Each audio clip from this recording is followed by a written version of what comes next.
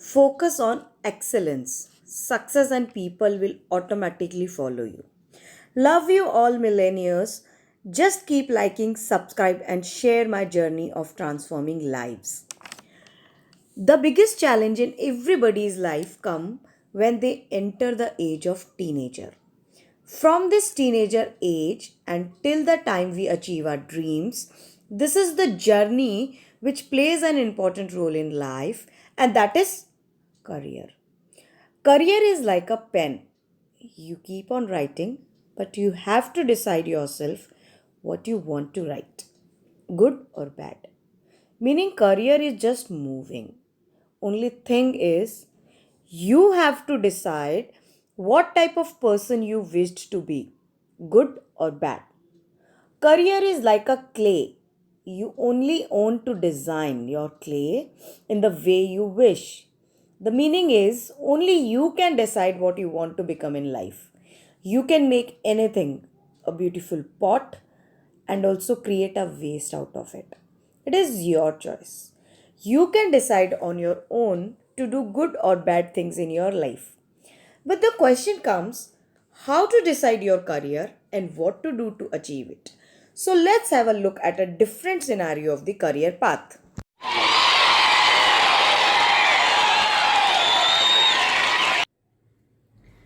आजकल के यूथ के लिए सबसे बड़ा मोटिवेशन क्या है? क्या उनको करियर में चूज़ करना चाहिए? यही सबसे बड़ा चैलेंज उन लोगों के लिए।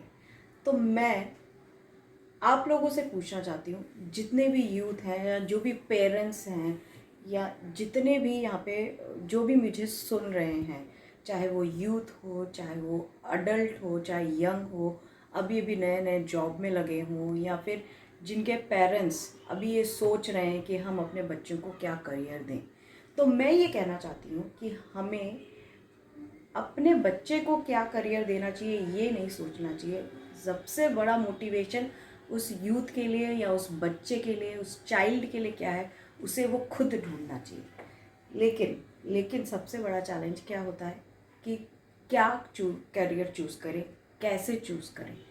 जनरली वो ट्रेंड क्या होता है, जब भी अगर किसी बच्चे को मैं पूछूँ, अभी भी अगर मुझे 16 साल के बच्चे को पूछूँ या मैं 18 साल के बच्चे को पूछूँ या जिसने ग्रेजुएशन कंप्लीट कर लिया हो उसको मैं पूछूँ कि आगे क्या करना है, तो जनरली उसके जो फ्रेंड्स हैं, पेरेंट्स हैं या रिलेटिव्स ने किया है या जो भी स्ट्रीम से उसने इंजीनियर पास आउट किया है या 11th-12th में उसने जो भी स्ट्रीम लिया है, तो वही सारी चीज़ें एक ट्रेंड में चलती हैं।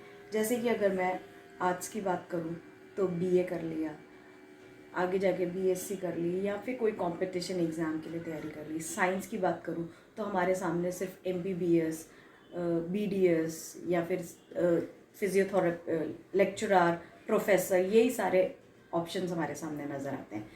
कॉमर्स बीकॉम की बात करूँ तो बीकॉम आ गया, आईसीडब्ल्यू आ गया, सीए आ गया, सीएस आ गया। कुछ लिमिटेड ऑप्शंस ही हमारे पास रह जाते हैं, जिनकी अगर मैं बात करूँ तो पेरेंट्स, फ्रेंड्स, रिलेटिव्स इन्हीं सब के ट्रेंड को देख के चलो बेटा ये बन जा, डॉक्टर बन जा, इंजीनियरिंग बन जा, इंजीनियरिंग कर ले, यही सारी स्ट्रीम्स हमें नज़र आती है। लेकिन उस बच्चे के लिए मोटिवेशन क्या है, वो उसे क्या करना चाहिए, उसे अपने दिल की सुननी चाहिए, उसे अपनी एनालिसिस को। क्या होता है जनरली मैंने देखा है, अगर हम कंपटीशन एग्ज़ाम क्वालिफाई करने जाते हैं तो कंपटीशन एग्ज़ाम में अगर बच्चे का सिलेक्शन हो जाता है तो उसने बिल्कुल भी मेहनत नहीं की होती है तो भी वो उसका सिलेक्शन हो जाता है, तो लोग क्या बोलते हैं कि गुड लक रहा, उसने मेहनत नहीं की थी तो भी उसका सिलेक्शन, उसकी किस्मत अच्छी थी। तो हम लोग ऐसी बातें करते हैं तो जिनसे बच्चों का मोटिवेशन कम होता है। अगर बच्चे ने बहुत ज़्यादा मेहनत की है, बहुत ज़्यादा अच्छे से उसने पढ़ाई की है, बहुत ज़्यादा हार्डवर्क किया है, लेकिन फिर भी उसका सिलेक्शन नहीं होता तो उसका बैड लक कहलाता है। ऐसा नहीं होता है। हार्ड वर्क, अगर सपने पूरे करने हैं, अगर आपको अपना करियर बनाना है, तो अगर सिर्फ हार्ड वर्क या डिसिप्लिन रहने से ही अगर सपने पूरे हो जाते या आप अपने गोल्स पूरे कर लेते, तो बहुत सारे जने आप सराउंडिंग्स में देखेंगे तो वो कभी भी गरीब नहीं होते। ऑटो रिक्शा चलाने वाला, साइकिल चलाने वाला या बहुत सारे ऐसे लोग हैं, मजदूर हैं, वो बहुत ज़्यादा मेहनत करते हैं, हार्ड वर्क करते हैं, लेकिन फिर भी वो अपने सपने कभी पूरे नहीं कर पाते, वो हमेशा गरीब के गरीब रहते हैं। अगर अपने सपनों को पूरा करना है, आपको ये सोचना है कि आपको क्या करियर चूज़ करना है, तो सबसे पहले आपको अपने एनालिसिस करना चाहिए कि आपको क्या चाहिए। तो उसके लिए सबसे बड़ा मोटिवेशन क्या होना चाहिए। तो मैं एक छोटा सा एग्जांपल आपको देती हूँ कि अगर एक बच्चा है, और बच्चा है या कोई भी पर्सन है 20-21 साल का, 22 साल का, उसे लगता है कि वो 4 ग्लासेस पे बैलेंस करके और पुशअप कर सकता है। तो उसे लगा कि मेरे जो मैं कर सकता हूँ वो कभी कोई नहीं कर सकता है। तो उसने क्या किया कि उस अपने वीडियो को बनाया पुशअप्स करते हैं और उसको फेसबुक पे डाला, लाइव किया, सब जगह पे डाला। और उसे लगा कि उसके जैसा कोई कर नहीं सकता, लेकिन फिर भी उसके पास बहुत सारे लाइक्स आए और 65 लोगों ने ऐसा कमेंट किया कि ये तो हम भी कर सकते हैं, इसमें ऐसा क्या नया है। तो उसको सबसे ज़्यादा बड़ा मोटिवेशन क्या लगा कि यार मुझे तो वो करना था जो आज तक किसी ने नहीं किया, तो मैं इससे ज़्यादा अच्छा करूँगा, इससे ज़्यादा नया लेकर आऊँगा।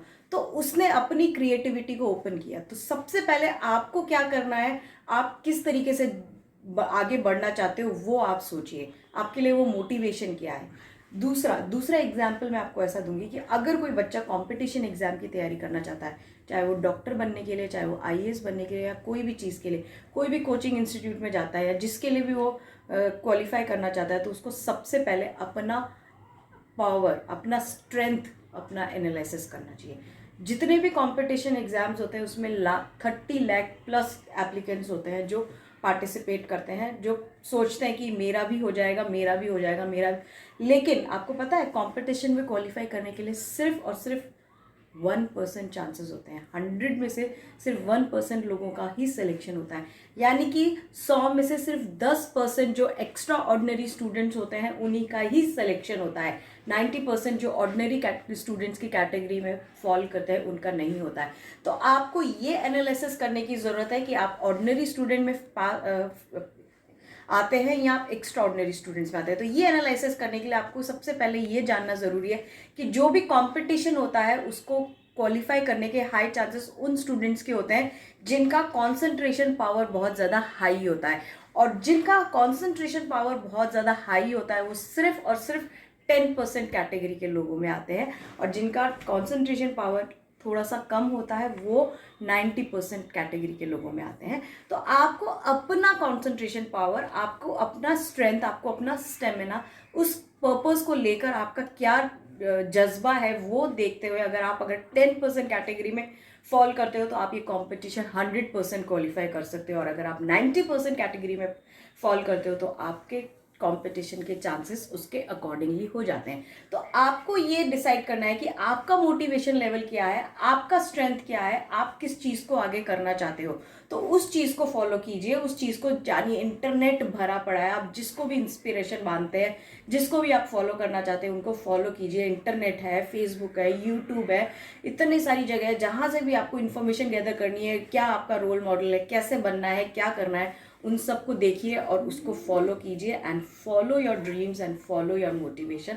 तभी आप सक्सेस हो सकते हो, तभी आप अपना करियर बना सकते हो। तो अपना करियर चूज करने के लिए फॉलो द स्टेप्स, अपने दिल की बात सुनिए। This is Nisha Jain signing off for today.